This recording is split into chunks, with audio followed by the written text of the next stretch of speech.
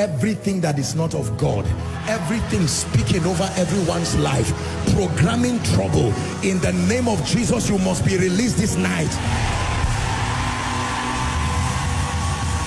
Hear me.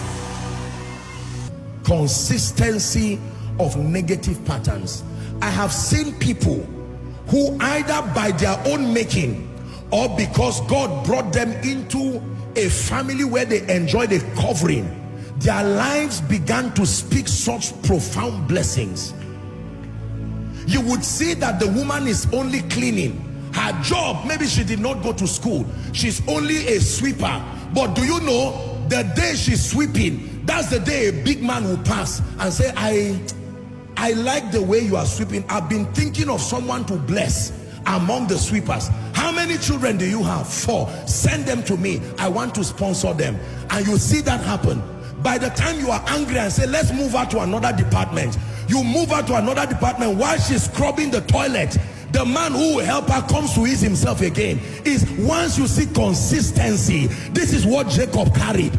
Laban said, no, we switch this thing, the result is still the same, because there are patterns and it is a product of altars.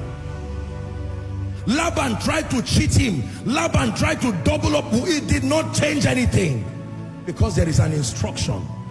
They are taken for a prey, and none saith restore. Listen, let me tell you this. I don't want to bore you with history. I'm doing a summary.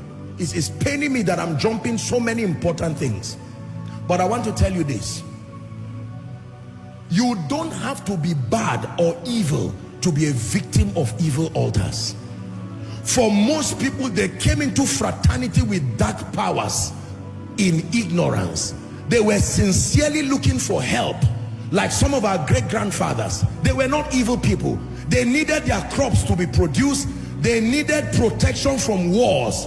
They had all kinds of diseases that would strike them and they would die. And there was no advancement in medicine.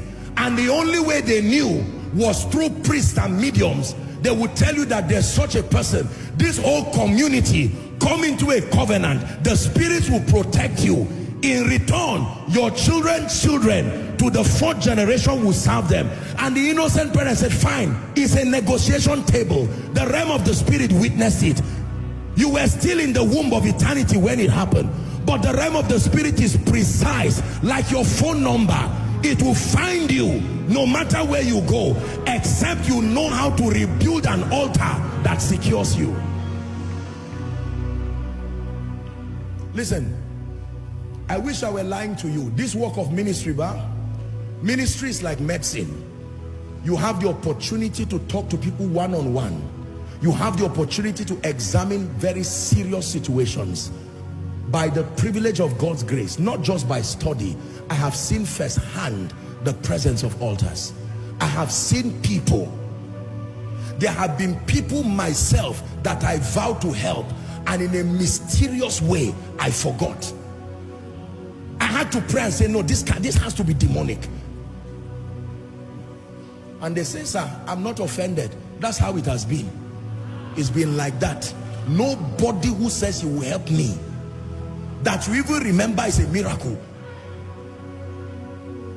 So when you tell such people receive favor during miracle service, don't blame them for not lifting their hands. They are used to pain. They know instinctively that there is a voice. You see these things happen even in marriage. Wonderful, beautiful lady. A gentleman just comes. How are you? Let me see your parents. The altar does not touch you when you are in school. Go and read. If you like, become a professor. The altar was not programmed to speak against your education. It was programmed to speak against the children that come from you. And then you find out the day you want to go and see your parents, something happens. You hear that the man just became mad. He didn't just become mad, my brother. You see that?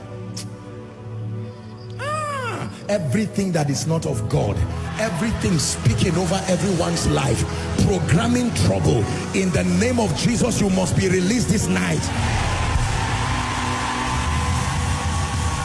Hear me.